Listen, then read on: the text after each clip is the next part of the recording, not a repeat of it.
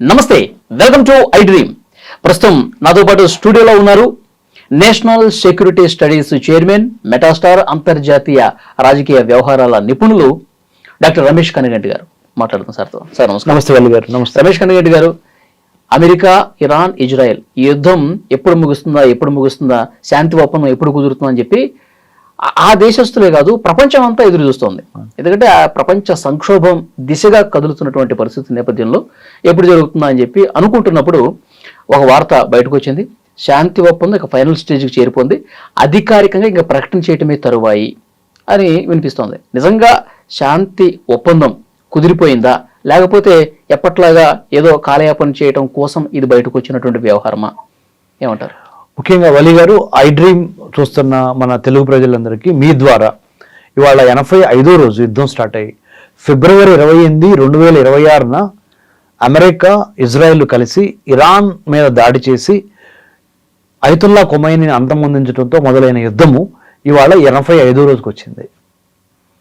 మధ్యలో పాకిస్తాన్ ద్వారా 2 సార్లు చర్చలు జరిగినాయి, విఫలమైనవి శాంతి కోసం.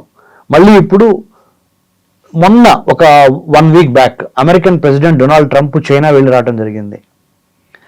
చైనా వెళ్ళి వచ్చిన వెంటనే Russian president Vladimir Putin China వెళ్ళి షీ జిన్పింగ్ని కలిశారు. American president Donald Trump China వెళ్ళబోయే ఒక వారం రోజుల ముందల ఇరానియన్ ఫారెన్ మినిస్టర్ అర్గాచి గారు చైనా వెళ్ళి షీ జిన్పింగ్ని కలిసి వచ్చారు.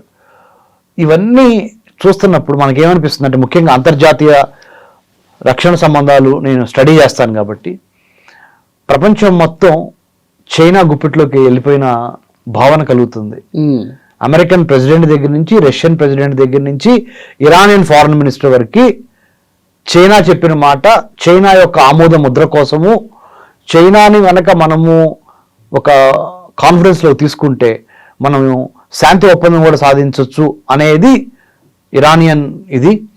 అమెరికా కూడా చైనా సపోర్ట్ మాకు అక్కర్లేదు కానీ మేము ఇరాన్ ఎట్లా డీల్ చేస్తాం మాకు తెలుసు అని అమెరికన్ ప్రెసిడెంట్ కూడా చెప్పడం జరిగింది. సో ఇవన్నీ ఓ పక్కన పెడితే మీరు అడిగిన ప్రశ్న, శాంతి ఒప్పందము ఫైనల్ అయిందా? శాశ్వత శాంతి ఒప్పందం, పర్మనెంట్ పీస్ అనేది ఇల్యూజన్, అంటే భ్రమ.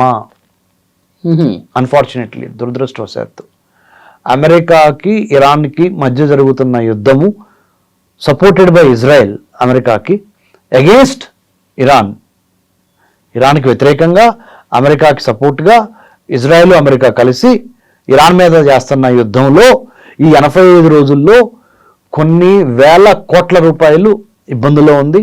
ఈ రోజున మే 23, 2026 హైదరాబాద్ ఐ డ్రీమ్లో కూర్చొని మనిద్దరం మాట్లాడుకుంటున్న నేపథ్యంలో స్ట్రైట్ ఆఫ్ హర్ముజ్ జలసంధి, ఒక పక్కన ఇది ఇరాన్ అనుకోండి, ఇది ఒమాన్ అనుకోండి, మధ్యలో ఉన్న స్ట్రైట్ ఆఫ్ హర్ముజ్, ఆ 33 కిలోమీటర్ల విడ్తున్న స్ట్రైట్ ఆఫ్ హర్ముజ్ అక్షరాల 1600 షిప్పులు అక్కడ ఇరుక్కుపోయి ఉన్నాయి.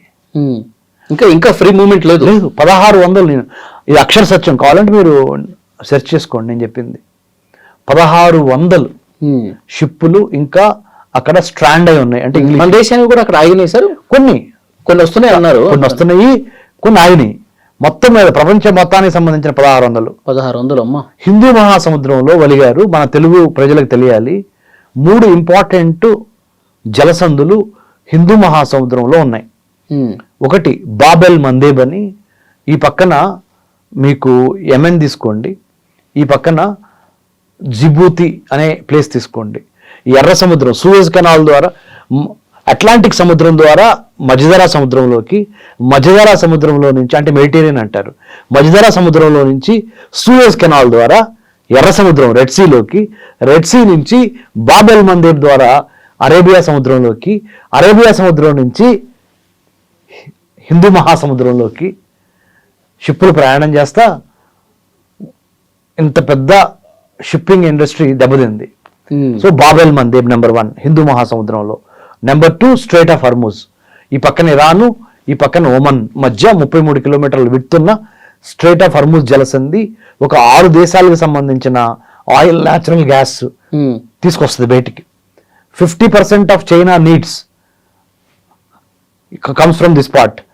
Even India also depends heavily on the ఈ 6+7 దేశాలు, Saudi Arabia, Oman, UAE, Qatar, Bahrain, plus ఈ కువైట్, ప్లస్ ఈ ఇరాన్.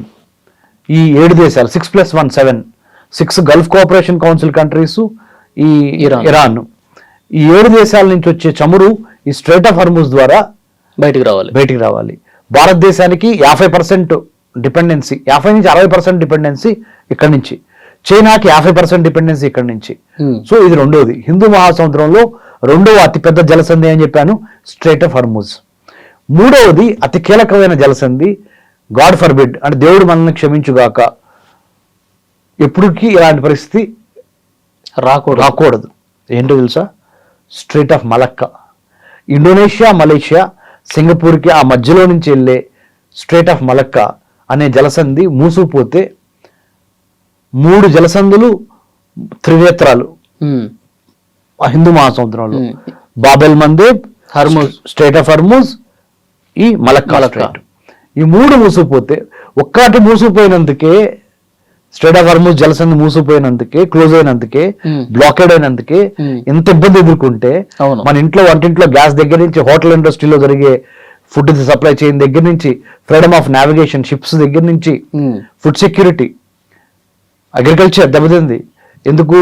ఎరువులు, యూరియా లాంటి పెద్ద యూరియాలు తీసుకొని ఇటు షిప్లో రావాలి, అటు షిప్లో వెళ్ళాలి, నేచురల్ గ్యాస్, ఎల్పిజి, ఎల్ఎన్జి అన్నీ అయిపోతున్నాయి. సో దేశం అల్లకల్లోపోద్ది. సో అందుకనే సరే, ఇక్కడ డౌట్, ఇప్పుడు హర్మూజ్ని ఆపాలంటే ఇరాను, ఇక్కడ మలక్కాని కానీ ఇక్కడ బాబెల్ మందేబ్ మీరు చెప్తున్నట్టు ఇక్కడ ఆపాలంటే ఎవరు ఆపుతారండి?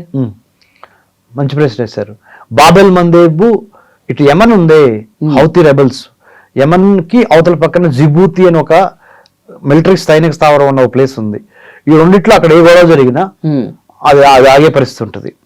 కాబట్టి యెమెన్లో ఉన్న టెర్రరిస్ట్ గ్రూప్స్ని కంట్రోల్ చేయడం చాలా ఇంపార్టెంట్. 3 టెర్రరిస్ట్ గ్రూప్స్ చాలా జాగ్రత్తగా మనం కంట్రోల్ చేయాలి.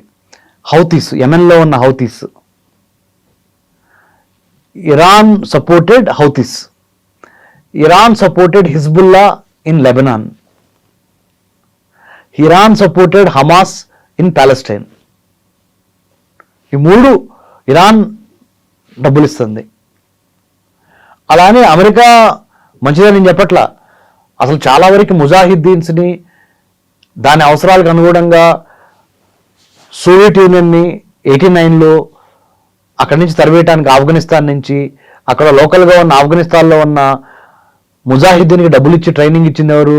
అమెరికానే, సిఐఏ. దాని అవసరాలకు తగ్గట్టు అది ప్రవర్తిస్తుంది అమెరికా.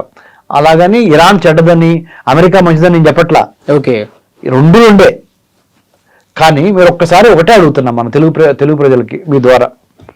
ప్రపంచ జనాభా 800 కోట్ల పైన ఉంది. 800 కోట్ల జనాభా 193 దేశాల్లో విస్తరించింది. 193 దేశాల్లో 3 దేశాలు యుద్ధంలో డైరెక్ట్గా ఉన్నాయి ఇప్పుడు. ఇజ్రాయెల్, అమెరికా కలిసి ఇరాన్ మీద. 32 కోట్ల అమెరికా పాపులేషన్, 1 కోటి ఇజ్రాయెల్ పాపులేషన్. 32 + 1 ఎంతండి? 33 కోట్లు.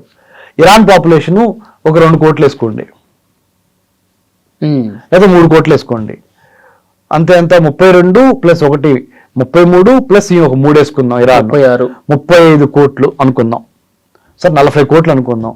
800 కోట్ల ప్రపంచ జనాభాలో 40 కోట్ల మంది కలిసి మరి ఎంత 760 కోట్ల మందిని ఇబ్బంది పెడుతున్నారు.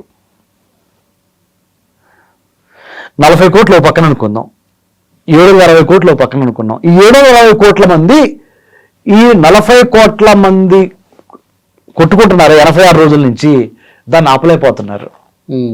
ఏమంటారు? కారణం ఏముంటుంది? మన చిత్తశుద్ధి లోపమా? మనం కులాలు, మతాలు, దేశాలు విడివిడిగా విడిపోయి ఐకమత్యం, divided you fall, United you stand, అంతే. కలిసి ఉంటే కలిసి సుఖం అంటారు. ఈ 760 కోట్ల మంది ముక్త కంఠంతో ఈ 40 కోట్ల మంది, ఈ 3 దేశాలు కలిసి, ఇరాన్, ఇజ్రాయెల్, అమెరికా, ఈ 3 దేశాలని ఈ 190 దేశాలు అంటే 760 కోట్ల 190 దేశాలు అంటే ఈ 40 కోట్లు అంటే ఈ 3 దేశాలని శాంతికి ఒప్పించలేవా? అనుకుంటే సాధ్యమే కదా. ఎందుకు అనుకోవట్లేదు? మనం చంద్రమండలానికి రాకెట్లు పంపించే స్టేజ్కి వచ్చామే, రైట్? మార్స్కి కూడా పంపించే స్టేజ్కి వచ్చామే. వీడియో కాలింగ్ ద్వారా 1000 కిలోమీటర్ల దూరంలో ఉన్న వాళ్ళతో మాట్లాడుతున్నామే. తర్వాత ఎన్నో అద్భుతాలు చేయగలుగుతున్నాం కదా, science, engineering, technology, artificial intelligence, blockchain, IoT, big data, metaverse, 5G, 6G, ఇన్ని చేస్తున్నామే డెవలప్మెంట్స్. మనుష్యుల మధ్య తగాదాన్ని మనం ఎందుకు ఆపలేకపోతున్నాము? నా answer as a research scholar, as a centre for human security studies founder, executive director, మానవ రక్షణ అధ్యయన సంస్థ వ్యవస్థాపక డైరెక్టర్గా గత 13.5 ఏళ్లలో మన think tank doctor MCRHRD, government of Telangana, మరిచెన్నారెడ్డిలో centre for human security studies మా థింక్ ట్యాంక్ ఉంది కదా, దాంట్లో 40 మంది ఐఏఎస్లు, ఐపీఎస్లు ఉన్నారు కదా పెద్దవాళ్ళందరూ. రీసెర్చ్లో ఏం తెలియదంటే united effort to bring peace, united effort to bring warring parties together is not happening. మన తెలుగులో చెప్పాలంటే యుద్ధంలో ఉన్న 3 దేశాలకు సంబంధించిన ప్రతినిధుల్ని కూర్చోపెట్టగలిగిన, కాంప్రమైజ్ చేయగలిగిన, పంచాయతీ పెట్టగలిగిన పెద్ద మనిషి లేదా పెద్ద మనుషులు కలిసి యునైటెడ్ ఎఫర్ట్ చేయట్లా. ఓకే. దాని మూలాన 760 కోట్ల మంది ఈ 40 కోట్ల మంది మూలాన ఇబ్బందుల్లోకి వెళ్తున్నారు. ఓకే. సో ఎప్పుడు చేయాలి, ఎవరు చేయాలి, ఎందుకు చేయాలి, ఎలా చేయాలి అనే దాని మీద మేధోమథనం జరగాల. యుద్ధం ఎందుకు ఆగాలి, శాంతి ఎందుకు రావాలి, food security, water security, health security, education security, employment security, national security, right, human security, seaport security, ఈ సెక్యూరిటీలన్నీ దేనికి? మానవ వికాసానికి, మానవ అభివృద్ధికే కదా, to develop human potential, human excellence, human prosperity కదా. Safety and security are the preconditions for any country to prosper. Safety, security లేకుండా బిజినెస్ ఫెయిల్ అయిపోద్ది ఏదైనా. చిన్న ఉదాహరణ, ఆ వీధిలో ఒక వీధి ఉంది, ఒక స్ట్రీట్, ఆ స్ట్రీట్లో ఏదో స్ట్రీట్ ఫైట్ జరుగుతుంది. ఆ స్ట్రీట్ ఫైట్ అంటే 4 వేసి కొట్టుకుంటున్నారు, ఒకరు రాళ్ళు వేసుకుంటున్నారు. ఆ స్ట్రీట్లో ఉన్న అంటే ఆ వీధిలో ఉన్న షాపులన్నీ మూసేశారు. ఆ స్ట్రీట్ మొత్తానికి దెబ్బేది అది అంతే. ఆ తగాదా జరగకుండా ఉంటే ఆ స్ట్రీట్లో ఉన్న 10 షాపుల వాళ్ళు వ్యాపారం చేసుకునే వాళ్ళు హ్యాపీగా ఉండేవాళ్ళేగా. అంతే. సో ఎటువంటి కారణాల మూలాన 2 వ్యక్తులు కానీ, 2 సంఘాలు కానీ, 2 దేశాలు కానీ కొట్టుకుంటున్నాయి, తగాదాకి వెళ్తున్నాయి, యుద్ధానికి వెళ్తున్నాయి అనే దాని మీద నీజర్క్ రియాక్షన్ అంటే అప్పటికప్పుడు ఏదో అనుకోని ఎఫర్ట్ చేయకుండా ఒక లాంగ్ టర్మ్ స్ట్రాటజిక్గా శాంతి సమయంలోనే యుద్ధానికి సన్నద్ధం కావాలని మన చాణక్యుడు చెప్తాడు. రాబోతున్న యుద్ధాన్ని ముందలగానే పసిగట్టి యుద్ధానికి సంబంధించిన ఇన్ఫీలింగ్స్ ఉంటాయి 2 మధ్య శత్రుత్వం, దాన్ని తొలగించడం అనేది కంటిన్యూస్గా జరుగుతూనే ఉండాలి. యుద్ధం వచ్చిన తర్వాత శాంతి వద్దాం అనుకుంటే కుదరదు. యుద్ధం రాకముందులే శాంతికి సంబంధించి ఆ ప్రయత్నాలు జరగాలి. ఓకే.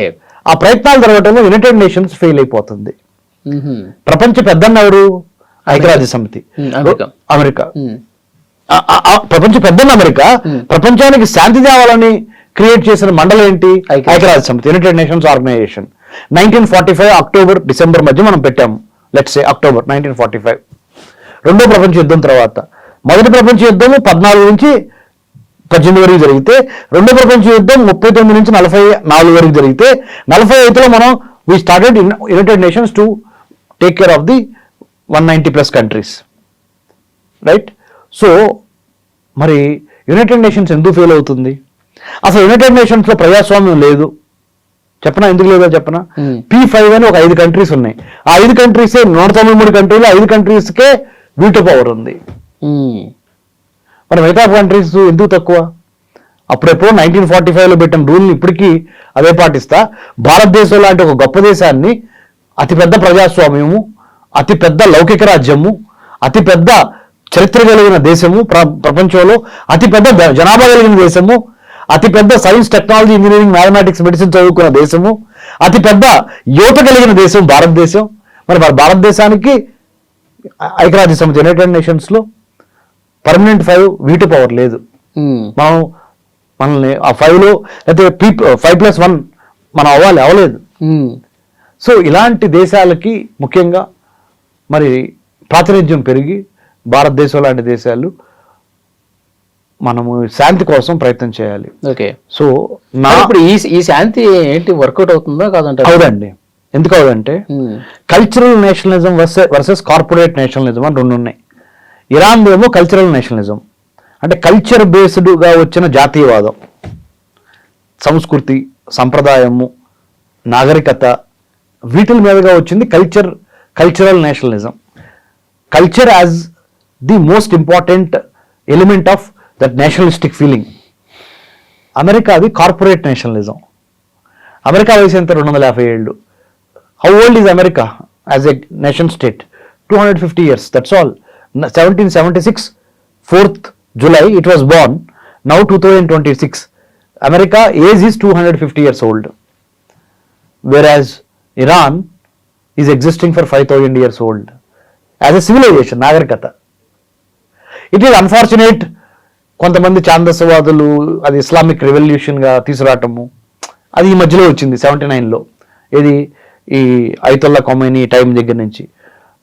పర్షియన్ ఎంపైర్ అనేది ఇరాన్కు ఉన్న నాగరికత 5000 years old, as old as India's Indus valley civilization. మన సింధు నాగరికత ఎంత ప్రాచీనమైనదో చైనా వాడిది ఒక 5000 ఏళ్ళు చరిత్ర ఉంది చైనాకి. ఇండియాకి ఒక 5000 years ఎక్కువ చరిత్ర ఉంది ఇండియాకి. ఇరానియన్ పర్షియన్ ఎంపైర్కి 5000 years ఓల్డ్ చరిత్ర ఉంది. అందుకని కల్చర్ బేస్డ్ నేషనలిజం ఉన్న country Iran. Corporate big business industrialists ఉన్న అంటే కార్పొరేట్ ఇంట్రెస్ట్లు డబ్బు మాట్లాడుతుంది అంటే అది అమెరికా. ఈ రెండింటి మధ్య యుద్ధం జరిగితే ఎవరు గెలుస్తారంటే ఇరాన్ మొత్తం సర్వనాశనం అయిపోయినా కానీ సరెండర్ అవ్వరు ఇరాన్ వాళ్ళు. రాసి పెట్టుకోండి అన్నమాట. అమెరికాకి ఇరాన్ సరెండర్ అవ్వదు. ఎందుకంటే ఇరాన్ను ప్యాటర్న్స్ చూస్తే ఇరాన్ ఎక్కడి నుంచి వచ్చింది అన్నప్పుడు 5000 సంవత్సరాల దానికి ఒక ఫౌండేషన్ ఉంది, నాగరికత. 5000 సంవత్సరాల్లో లాస్ట్ 79 నుంచి వాళ్ళు 2026 అంటే ఎన్ని ఏళ్ళు? ఈ 46 ఏళ్ళు లేకపోతే 50 ఏళ్ళు ఇస్లామిక్ రెవల్యూషన్ వచ్చి అయతుల్లా ఖొమైనీ ఉందనుకుందాం. మరి మిగతా 4950 ఏళ్ళు చరిత్ర మరి ఇరాన్కి ఎక్కువ ఉందిగా. అమెరికా చరిత్ర అంతా 250 years. సో ఇరాన్ అమెరికా అనుకున్నంత ఈజీగా సరెండర్ అవ్వదు. యుద్ధం ఇప్పుడు ఆగదు. ప్రత్యక్షంగా యుద్ధం ఆగినా పరోక్షంగా యుద్ధం జరుగుతూనే ఉంటుంది. ఎకనామిక్ శాంక్షన్స్, డిప్లొమాటిక్ శాంక్షన్స్, ఇంకా రకరకాలుగా. సో అది ఇప్పుడు యుద్ధాన్ని ఆపడానికి మనం చేయాల్సింది ఏంటి? ఐ డ్రీమ్ చూస్తున్న మన తెలుగు వారికి ఏంటో చెప్పినా, యుద్ధానికి సంబంధించి మనకెందుకులే అని మన ఇంట్లో కూర్చొని చక్కగా హ్యాపీగా భోజనం చేసి విందులు, వినోదాలు, పెళ్ళిళ్ళు, చావులు, తద్దినాలు, మన ఫంక్షన్స్, మన ఆడియో ఫంక్షన్స్, మన క్రికెట్ ఫంక్షన్స్, మన రాజకీయ పార్టీలు, మన బీజేపీ, మన కాంగ్రెస్, మన టీడీపీ, మన వైఎస్ఆర్సీపీ, మన జనసేన, మన బీఎస్పీ, ఓకే, ఈ గందరగోళం. ఓకే, ఇవన్నీ పార్టీలు ఉండటం మంచిదే, ఫంక్షన్స్ అటెండ్ అవటం మంచిదే, మ్యారేజెస్ అటెండ్ అవటం మంచిదే, క్రికెట్ మ్యాచ్లు, T20లు చూస్తాం మంచిదే. కానీ ప్రపంచ శాంతి కోసం మీరు రమేష్ కన్నిగంట నేను మన వ్యక్తిగతంగా ప్రపంచ శాంతికి మనం ఏం చేస్తున్నాము? అమెరికా ఇరాన్ మధ్య యుద్ధం ఆపటానికి నేనేం చేయాలి అనే ప్రతి సగటు మనిషి బాధ్యత తీసుకోవాలి. ఓకే, బాధ్యత తీసుకొని మన ప్రభుత్వానికి, భారత ప్రభుత్వానికి, మనం ఇరాన్ ప్రభుత్వం మీద ఒత్తిడి తీసుకురాలేము డైరెక్ట్గా, ఇండైరెక్ట్గా సోషల్ మీడియా ద్వారా తీసుకురావచ్చు. అమెరికా మీదైనా ఇరాన్ మీదైనా యునైటెడ్ నేషన్స్కి లెటర్లు రాయాలి మనం, ఐక్యరాజ్య సమితికి. పంచాయతీ తీర్పిచ్చేది ఐక్యరాజ్య సమితిగా.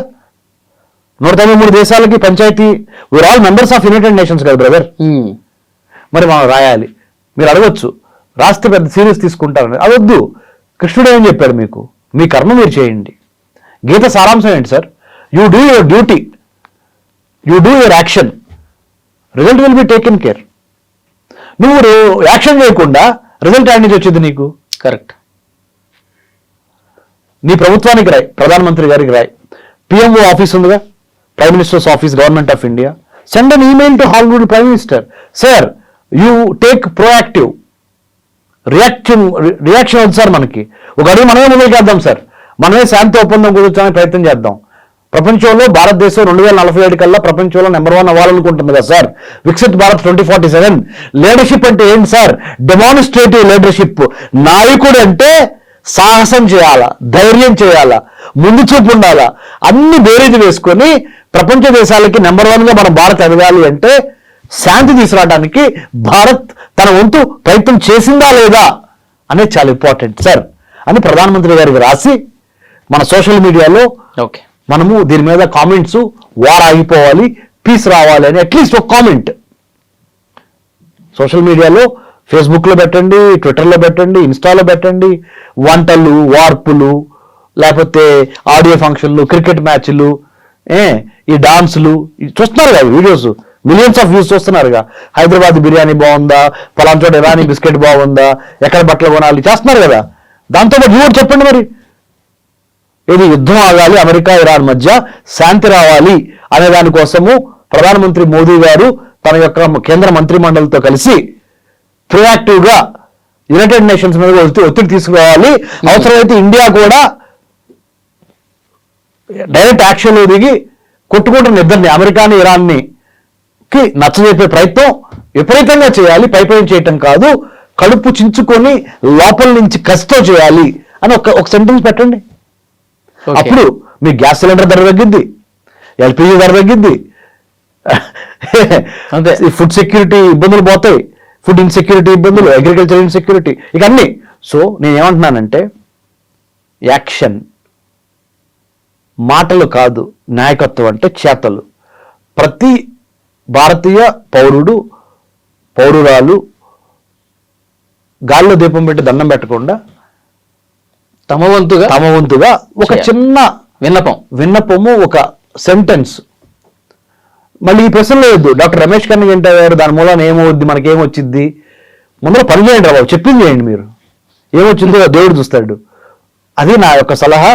అలా మేము మా centre for human security studies ద్వారా ఇప్పటికి గత 85 రోజుల్లో ఒక 100 మంది రీసెర్చ్ ఇంటర్న్స్ని రిక్రూట్ చేసుకొని, BTech, BCom, BSc, MTech, MCom, MA, MBA చదువుతున్న వాళ్ళని, వాళ్ళ ద్వారా conflict peace and conflict resolution, శాంతి ఎలా రావాలి, యుద్ధం ఎలా ఆగాలనే మీద పరిశోధన చేస్తున్నాం. ప్రపంచంలో ఇప్పటికి ఎన్ని యుద్ధాలు జరిగినాయి, యుద్ధానికి కారణాలు ఏంటి, ఎలా ఆగినాయి, ఏం చేస్తే ఆగింది ఆ యుద్ధం అనే దాని మీద మేము ఇప్పుడు స్టడీ చేస్తున్నాం. ఆ స్టడీ ద్వారా అమెరికా ఇరాన్ మధ్య యుద్ధం ఎలా ఆగాలి, ఇజ్రాయెల్ అమెరికా కలిసి ఇరాన్ని, లేకపోతే ఇరాన్ వేరే కంట్రీస్తో కలిసి, చైనా, రష్యాతో కలిసి, ఇటు అమెరికా, ఇజ్రాయెల్ కానీ వేరే దేశాలు కానీ ఎట్లా ఇబ్బంది పెట్టకుండా రెండు వైపుల నుంచి ఎలా ఇద్దరి మధ్య శాంతి తీసుకురావాలి అనే దాని మీద మేము పనిచేస్తున్నాం. ఓకే, సో అది అంటే మీకు ఎందుకు చెప్పానంటే, ఇది గాల్లో దీపం పెట్టి దేవుడా అంటే ఏమీ రాదు, వాళ్ళంతటి వాళ్ళ యుద్ధం మీరు అంతే కుదరదు. మీరు భగవద్గీత చూడండి, బైబిల్ చూడండి, ఖురాన్ చూడండి, ఏ మత గ్రంథమైనా ఇతిహాసమైనా చూడండి, ప్రతి వాళ్ళు చెప్పేది ఒకటే చెప్తారు, karma will come back, action ఓరియంటెడ్గా helping hands are better than praying lips. ప్రార్థించే పెదవుల కన్నా సాయం చేసే చేతులు మిన్నా. మనం ఏం సాయం చేయాలి? ప్రపంచ శాంతి కోసం యునైటెడ్ నేషన్స్ మీద ఒత్తిడి తీసుకురావాలి. మన ప్రధానమంత్రి ప్రజల చేత, ప్రజల కొరకు, ప్రజల కై ఎన్నుకోబడిన ప్రధానమంత్రి మోడీ గారికి మనము రిప్రజెంటేషను ఒక చిన్న సోషల్ మీడియా పోస్ట్ ద్వారా, సార్ ఇంకా ఎక్కువ ఎఫర్ట్స్ పెట్టండి సార్, మీరు ఎఫర్ట్స్ బాగా చేస్తున్నారు, ఇంకా ఎక్కువ పెంచండి సార్, త్వరగా యుద్ధాన్ని ముగించే ప్రయత్నం చేయండి సార్. ఎందుకంటే మనం కూడా నాయకత్వం తీసుకోవాలనుకుంటున్నాం కదా, ప్రపంచంలో నెంబర్ 1 అవ్వాలనుకుంటున్నాం కదా ఇండియా అని చెప్పాలి. యునైటెడ్ నేషన్స్ మీద ఒత్తిడి తీసుకురావాలి, అమెరికా మీద ఒత్తిడి తీసుకురావాలి, ఇరాన్ మీద ఒత్తిడి తీసుకురావాలి, ఇజ్రాయెల్ మీద ఒత్తిడి తీసుకురావాలి. ఈ ముగ్గురు మూలనేగా ఈ 3 దేశాల మూలంగా 190 దేశాల ఇబ్బందుల్లో ఉంది. ఇది రెండో పాయింట్, ఫైనల్ పాయింట్. ప్రపంచ రాజకీయాలు, ప్రపంచ రక్షణ సంబంధమైన వ్యవహారాల మీద ప్రతి స్టూడెంట్ అవగాహన ఏర్పరచుకోవాలి. బీటెక్ వాళ్ళు ఓన్లీ ఆ టెక్నాలజీ చదువుతున్నారు, ఇంజనీరింగ్ వాళ్ళు ఓన్లీ ఆ ఇంజనీరింగ్ చదువుతున్నారు, డాక్టర్ డిగ్రీ చేస్తున్నాడు, లాయర్ చేస్తున్నాడు, టీచర్ ఇది అన్ ఎక్సెప్షన్, కొద్దిగా వాళ్ళకి ఎక్కువ అవగాహన ఉంటుంది. మిగతా వాళ్ళు జియో పాలిటిక్స్ అంటే రాజకీయ, ఆర్థిక, భౌగోళిక, సామాజిక, సాంఘిక ప్రపంచ పరిస్థితుల మీద ఇంట్రెస్ట్ పెట్టాలి. ఈ ప్రోగ్రాం ద్వారా, ఐడ్రీమ్ ప్రోగ్రాం ద్వారా మా ఇంటర్వ్యూని చూస్తున్న ప్రతి ఒక్కరికి నేను రిక్వెస్ట్ చేస్తున్నాను, మీ పిల్లలతో మీరు భౌగోళిక, రాజకీయ, ఆర్థిక, అంతర్జాతీయ, జాతీయ, స్థానిక అంశాల మీద వాళ్ళకి ఎంత అవగాహన ఉంది అనే దాని మీద మీరు ఆ భోజనం చేసేటప్పుడు, ఆ బ్రేక్ఫాస్ట్ చేసేటప్పుడు టెస్ట్ చేయండి. మీ పిల్లల్ని అడగండి,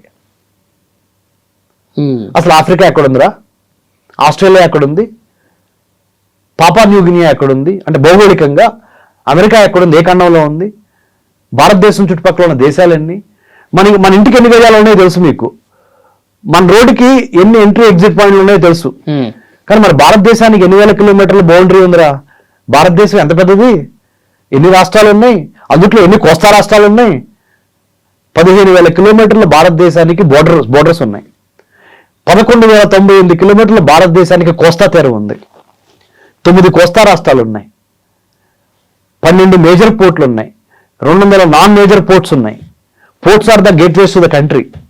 వరల్డ్ ట్రేడ్, ప్రపంచ వ్యాపారంలో 80% షిప్పుల ద్వారా వ్యాపారం జరుగుద్ది. అంటే మనకున్నది అతి గొప్ప విలువైన సంపద. పైన హిమాలయాలు ఉంటే ఇటు దక్షిణాన, తూర్పున, పడమర, కింద కలిపితే హిందూ మహాసముద్రం, ఈ పక్కన అరేబియా, ఈ పక్కన బంగాళాఖాతం, మొత్తం కలిస్తే కింద హిందూ మహాసముద్రం. హిందూ మహాసముద్రంలో 23 countries Indian ocean rim association countries ఉన్నాయి. అందుట్లో హిందూ మహాసముద్రం 3 కాంటినెంట్స్ తాగుతుంది. ఆఫ్రికా నుంచి స్టార్ట్ అయ్యి ఏషియా, ఇటు ఆస్ట్రేలియా వరకు. ఈ విషయాలన్నీ స్టూడెంట్స్కి టీచర్లు చెప్పాలి, తల్లిదండ్రులు కూడా పిల్లలతో మాట్లాడాలి.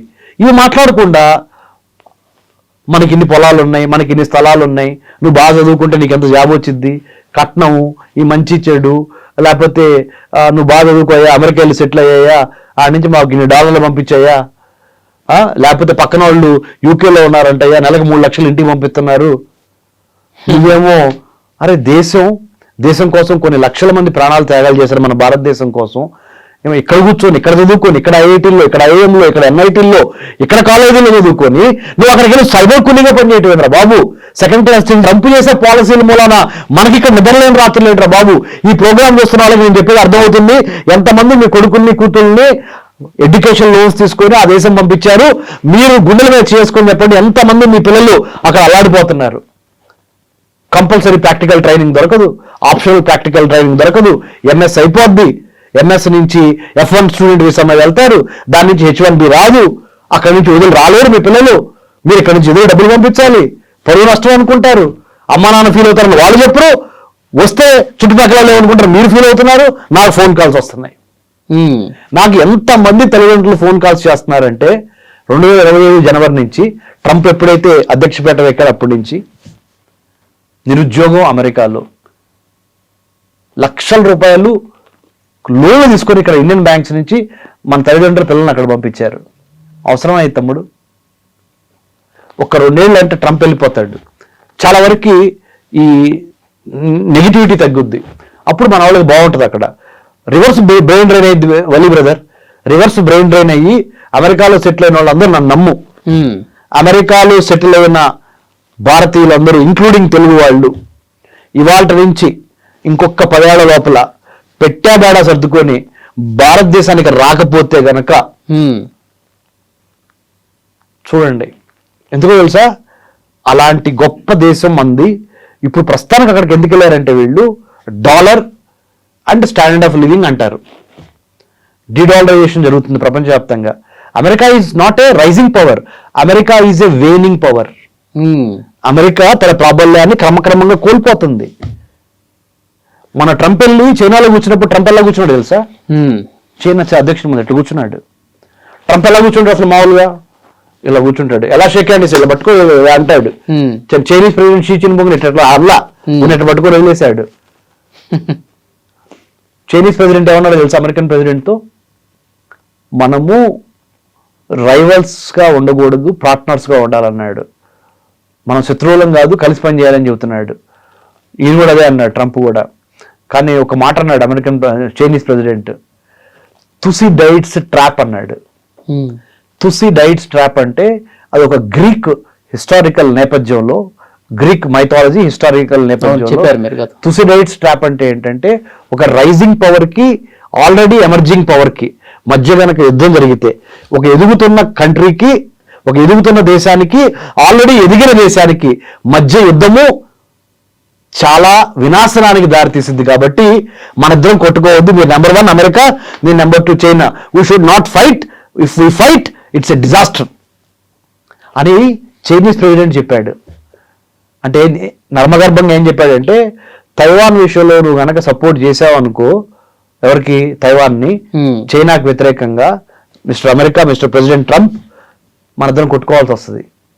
అది నీకు మంచిది కాదు, నాకు మంచిది కాదు, ప్రపంచానికి అసలు మంచిది కాదు అని చెప్పి పంపించాడు అక్కడి నుంచి. సో ఇవన్నీ ఎందుకు చెబుతానంటే, will conclude it some other time will talk well. Yes. శాంతి ఎలా సాధించాలి? 40 కోట్ల మంది ఉన్న 3 దేశాలు, 750 కోట్ల మంది ఉన్న 190 దేశాలు. ఇది సినారియో. ఈ 40 కోట్ల మందిని ఈ 750 కోట్ల మంది ఆపలేరా యుద్ధం జరగకుండా? చెప్పు. ఆపాలి. 750 కోట్ల మందిలో కనీసం 50%, అంటే ఒక 400 కోట్ల మంది లెటర్స్ 4 యూట్యూబ్లో లేదా ఇన్స్టాలో లేదా ఫేస్బుక్లో ఒక sentence, let's welcome peace, stop war. ఏమో ఒక మాట రాయండి, ఏమైంది? మన సొమ్ము పోయిద్దా? పంచభూతాలు మన ఇంటెంట్, మన కంటెంట్, మన క్యారెక్టర్ని గమనిస్తాయి. పంచభూతాలు నమ్ముతావుగా అలీ నువ్వు? నమ్ముతా 100% యద్భావం తద్భవతి, as you sow so you reap.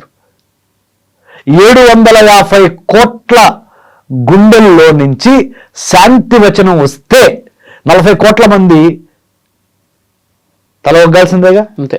ఈ 3 దేశాలు, అమెరికా, ఇరాన్, ఇజ్రాయెల్, 40 కోట్ల మంది, 750 కోట్ల మంది, మిగతా 190 దేశాలు. అంతే. ఆ విధంగా మనం ప్రయత్నం చేద్దామని చెప్తా.